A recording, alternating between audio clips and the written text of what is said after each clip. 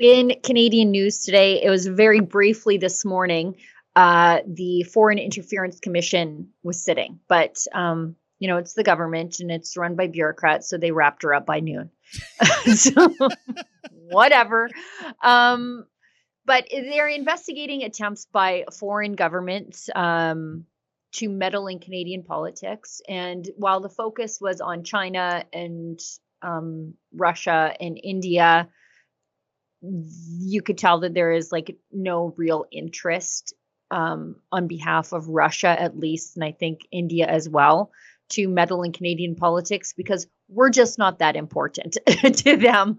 But we know that 11 MPs have been implicated in a classified investigation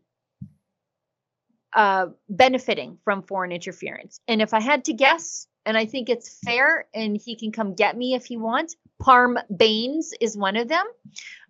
He is the now Liberal MP of Conservative MP Kenny Chew's riding. Kenny Chew was targeted directly by the CCP. And the alphabet soup of agencies, as they're called, CSIS, RCMP, they failed to tell him. Now, they did tell the Prime Minister's office that this was going on, but they didn't bother to tell Kenny, who happened to be the target, so he could make efforts to protect his family. Likewise with Michael Chong.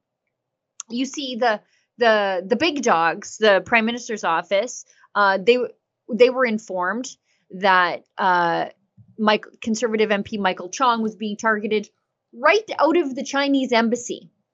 And but Justin Trudeau knew. And what did he do? Nothing. Why would he do anything? Like, they're targeting his enemies. Why would he do anything? So all that is to say, we kicked off the second part of the Foreign Interference Commission today, headed by Justice Marie Hogue. The other parts were in April, and then there was an interim report. Now we're sitting again, or whatever you can call the 1.5 hours they spent talking today as a sitting.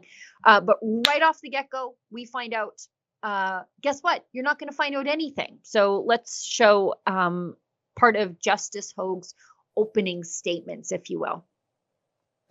That I will not be publicly identifying parliamentarians who may seek up suspect of having participated in foreign interference activities or of having acted wittingly or unwittingly as agents of foreign state. Canada is a state governed by the rule of law, which recognizes and protects the fundamental rights of every individual, including the right to fully defend oneself against charges and accusation. Procedural fairness entrenches a similar principle, as does the Inquiries Act, which expressly prohibits the Commission from making an adverse finding against a person. In other words, a conclusion that will bring discredit on that person or tarnish his or her reputation, unless that person has been given notice and allowed full opportunity to be heard with respect to the charge of misconduct against him or her. In the present case. So what that means is Canadians will go to the polls in October 2025 and potentially cast a ballot, put a check mark beside the name of someone who willingly colluded with a foreign state against Canadian interests to hang on to power. That's what that means. So what are we even doing here? Well, Sheila, yeah, that was my question. I mean, the lack of disclosure here is egregious and outrageous. Why shouldn't we have the right to this information? I would argue in most jurisdictions in the world, at least the Western world, you would be given this information. Well, what is it like the Jack Nicholson line from that movie? You can't handle the truth. This is, like I said, it is egregious that we are being kept in the dark. And for the very reason you just said, who do I know who exactly I'm voting for come the next federal election? And I'm trying to piece together what the unspoken reason is why these names are not being released, Sheila.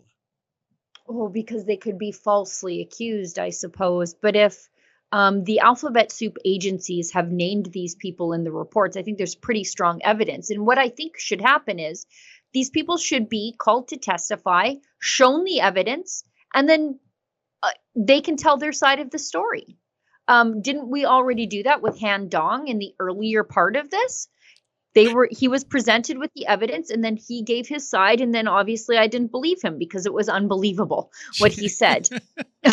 No, but you're right. If they're falsely accused, then take the next 15 months, whatever it is, till next October, to set the record straight, clear your name. But all I'm asking for, Sheila, is transparency and full disclosure. Right. Is that really too much of an ask in Justin Trudeau's Canada these days? And where are the consequences then, right? You can willingly collude with a foreign state against the interests of Canada, and you can get away with it because you have the right to not be falsely accused. Well, that's a new thing because the Freedom Convoy was accused of terrorism over and over and over again, including at the commission into their actions. But now when parliamentarians are involved, it's a completely different story. And Sheila, let us never forget the scandal that was or is those Chinese police stations in Canada. And in the GTA, I visited 3 of them. One was out of allegedly the Fu King Toronto, Canada Chinese Business Association, to be very careful how you pronounce that first word. Another was out of a house, typical subdivision house in Markham. And the third one, you compared it to something out of a scene from Men in Black, Sheila. It was a variety store in Scarborough, right? Yeah, right behind where we keep the empty bottles. That's where the agents are. Right, by the vapes. Yeah, I know. And really, and what the scuttlebutt was that it was kind of a bait and switch tactic by the Chinese, that you're having a lot of fraudsters from China preying on Canadians. We'll send our law enforcement over. And no, they don't wear uniforms or badges. They certainly don't carry firearms. But then we learned that allegedly they were going door to door of certain ex-Chinese nationals living in Canada and saying, we've been monitoring your social media and you've been saying some really nasty things about the regime, and we know you have friends and family members back in China, so we can do it the easy way or the hard way. Would you please get on a plane and come back and face the consequences, or do we go after innocent bystanders back home? That is outrageous. That is like extortion. It's worse than extortion. I can't think of the right word for it. But I mean, Sheila, if that's what's really going on with these so-called Chinese cops and these Chinese police stations in Canada, this is a scandal that should still be on the front page, and yet it's blown over like it's nothing. Well, and as we know with Han Dong, the Liberal MP for Don Valley North, he was implicated in a busing scandal of foreign nationals, students from outside of his riding. He doesn't know who paid for the buses, but there were 2 of them. And then all these Chinese nationals just showed up and then voted for him in his nomination. And he campaigned outside of his nomination boundaries at this school for foreign nationals, which is odd. And then they just show up and all vote for him.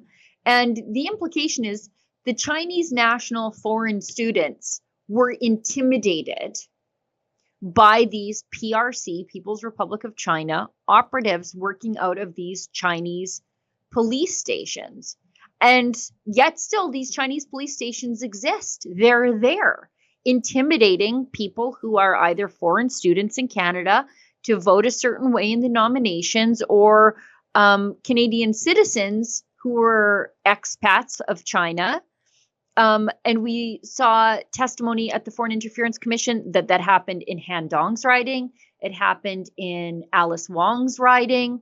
It happened to Erin O'Toole. It happened to Michael Chong and that NDP lady whose husband ripped off all the drug addict I know who you're talking. charities. You know exactly who I'm talking about. Anyways, But she's Sheila, NDP, but they did it to her too. I think you're being a little unfair to Han Dong. I can't tell you how many times I've hopped aboard a Go bus and it takes a detour and suddenly I find myself outside a Liberal constituency office and I'm told to get off the bus. And as I'm getting off the bus, somebody's handing me a crisp $20 bill and saying, "Can you fill in this ballot, please?" It happens all the time, Sheila. I got to tell you. I got to take the bus more often. I could use the money.